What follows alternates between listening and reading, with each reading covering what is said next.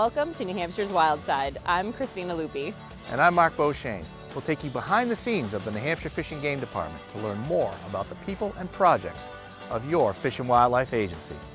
We'll also give you tips and tactics that you can use to make the most out of your time in New Hampshire's woods and waters. And along the way, we'll meet real people who love life outdoors. Now, let's discover more about New Hampshire's WildSide.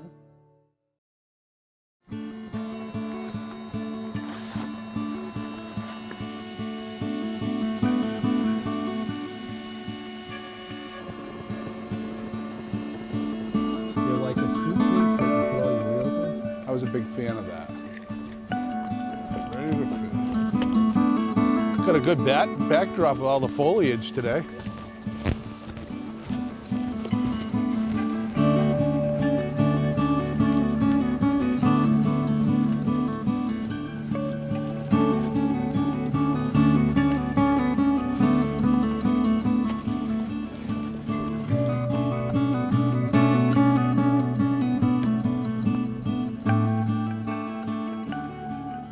So here we are, we're at Butterfield Pond here in Wilmette, right on the edge of the Guile State Forest, and this is one of the remote ponds for fishing game filled with brook trout, and this is fall fishing, and so it's a little bit different because the brook trout at this point in the season are starting to spawn, and so we're going to be looking for some gravel beds that we might find some fish around those areas.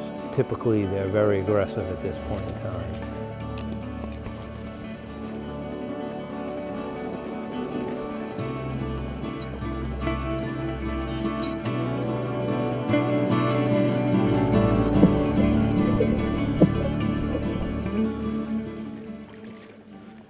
With pond fishing, it's not like fishing a stream. The fish cruise all over the pond, so the presentation's a little bit different to these fish.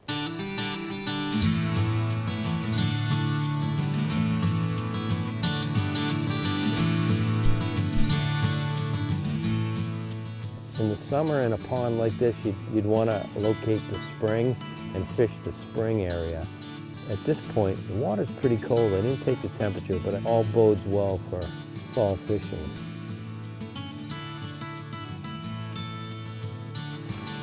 Well, Chuck's got one.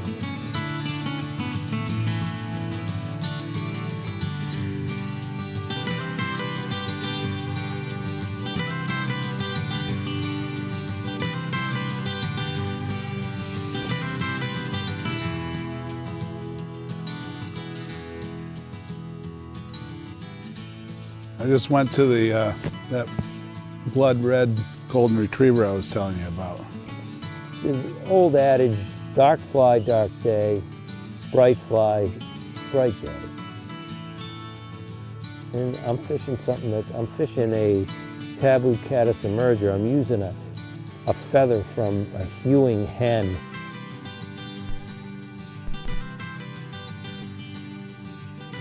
When I learned to tie flies when I was growing up, I probably was in fourth or fifth grade. I don't think I've ever bought any unless it was a collector fly.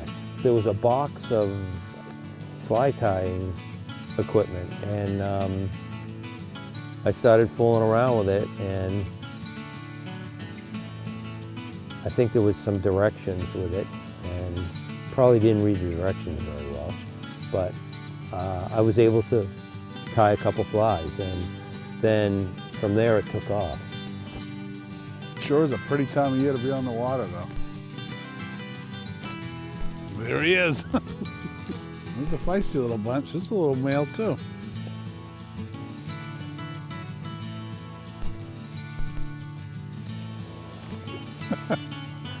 Float tube fishing is kind of a hidden jewel. It's an underutilized way of fishing. A lot of people are intimidated by it, but waders, wading boots, the tube and some fins and a good PFD and you're good to go. Use the hashtag #BetterOutside when you share photos and videos showing how you connect with life outdoors. And don't forget to tag New Hampshire Fish and Game on Facebook and Instagram.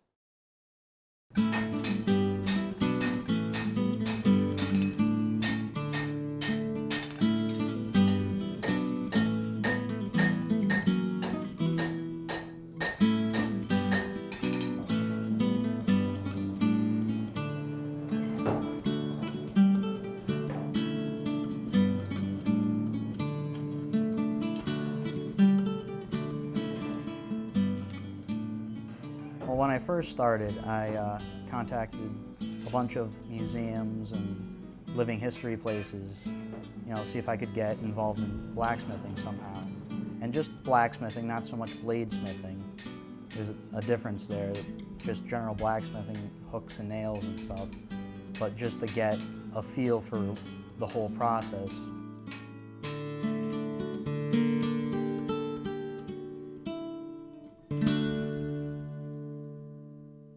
I finally got in touch with the Hancock Shaker Village, and they put me in touch with another blacksmith.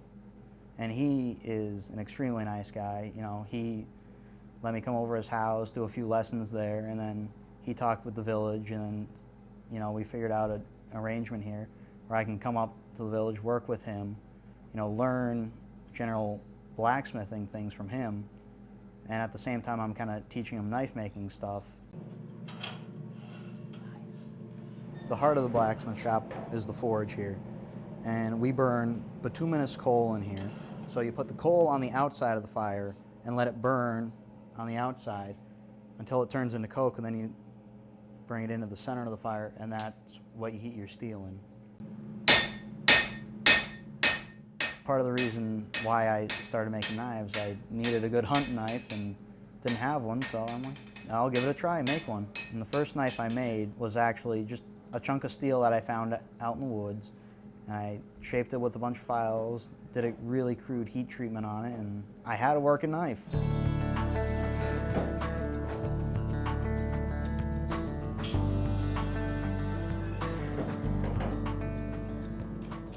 Anyone can be a knife maker. All you need is a file and a piece of steel. But it's not the whole process. It's not the way things were done, and you don't get as fine of a product in the end. When you're actually bladesmithing, you're starting out with just a square chunk of steel and then hammering it to shape. It's a much more involved process.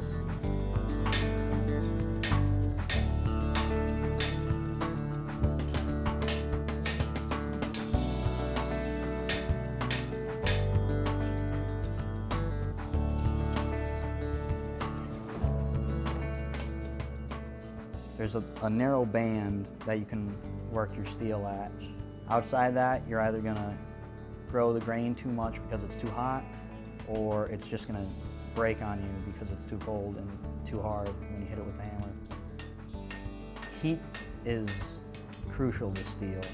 It affects the grain structure tremendously, which in turn makes a stronger knife if you do it properly. Or you can end up breaking it in half, which happens quite frequently when you're starting out. There's so many variables in knife making, and especially bladesmithing, because of all the work in the forge, that you can screw up at any point. I know I've certainly had my fair share of knives just snap in half, just from getting the temperatures wrong, and hours of work down the drain in 30 seconds.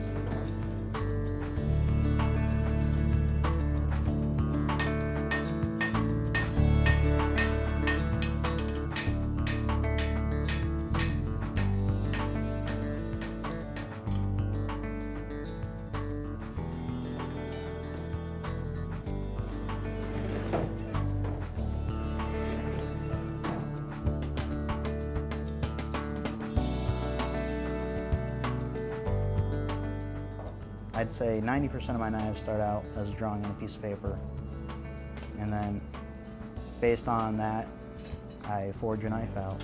Now, whether it is exactly like on paper is another story. Sometimes it'll be bigger or smaller, just depends on how I feel.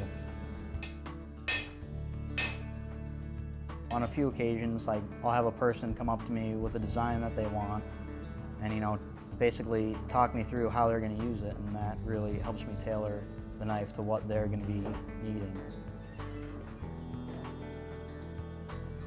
Well, after they come out of the forge, they have to be rough ground, heat treated, then final grinding, and a handle, and then you finish it off with a sheath to put it in.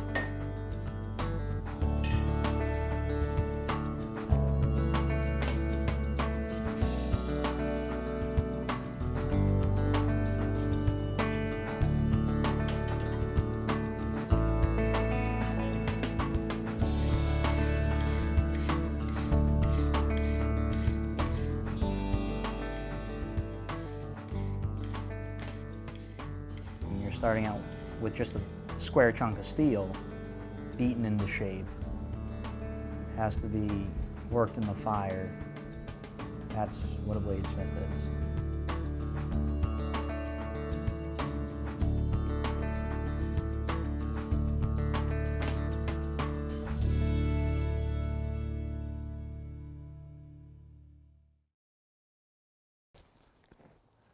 With over 975 lakes and ponds to play on, it's better outside because we're here connecting you to life outdoors. Now watch this. Hi, I'm Denny Corvo, New England's Wild Chef. Joining me in the kitchen today is my daughter Kaylee. We're going to make for you a venison pho. So to start with our pho, we're going to take a venison loin, lay it down, and slice it very thin. I'm going to add these pieces to our bowl. And it's amazing. I mean, look at the beauty of this protein. Totally preservative free. We're always looking for unique ways to do things with our game meat, and loin is a great piece of meat to work with. It's very lean and delicious and tender. So now we have all our loin sliced up. So Kaylee, what are we gonna do with this loin? I'm gonna season it with your blood orange olive oil and your ginger citrus seasoning. That sounds tasty. So how do you do that? I'm gonna take your blood orange olive oil and drizzle it over the meat. I'm gonna take the ginger citrus seasoning and sprinkle it over it. Ginger citrus sounds like it has a nice Asian theme to it. Okay, so now that you have this seasoning in there, what are you gonna do? Now I'm gonna mix it all together so all the flavors come together. Yum. Great job. Hey, let's add just a tiny bit more of that. Yes. That's really gonna make it special, huh? That looks great, Kaylee. Now let's go move on to our broth. Okay. So to make our broth, what we're gonna do is we're gonna add some condensed bouillon. And all that's gonna do is intensify the flavor of our beef stock. Super. We're going to turn our broth up. We're going to whisk a little bit of that in. And now, Kaylee, if you could add some wild onion blend. How about 2 of those?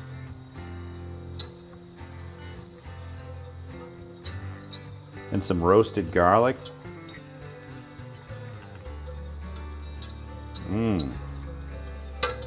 And how about if you squeeze some fresh ginger in? So come right over and put that in. A little more, a little more, a little more. Great. Okay. And some lemongrass.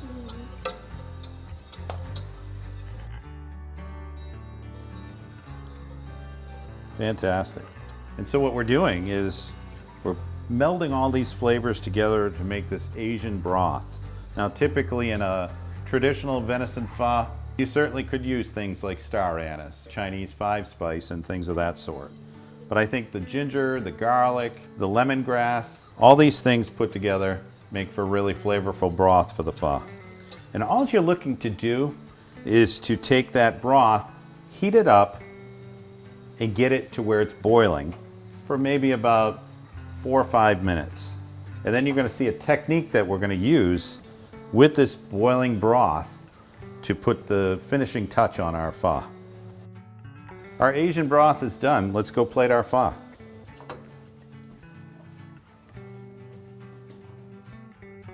To finish our pho, we have some cooked rice noodles, and to that, we're going to add some pea pods, a little green onion, some shiitake, a little bit of chopped cilantro, and that beautiful venison loin that Kaylee seasoned up. So just lay some of that meat on there. And then we're going to take that Asian broth and go right over the top of that meat.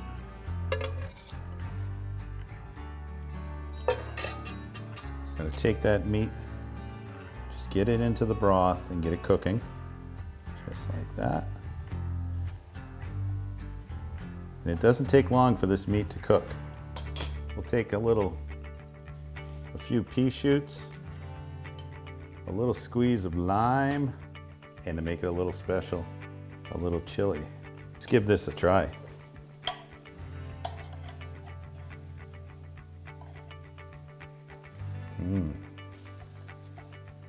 Ooh, we got a man overboard here.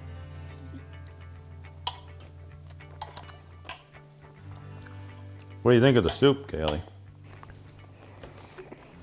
We've taken the soup as far as it can go. Bon appetit.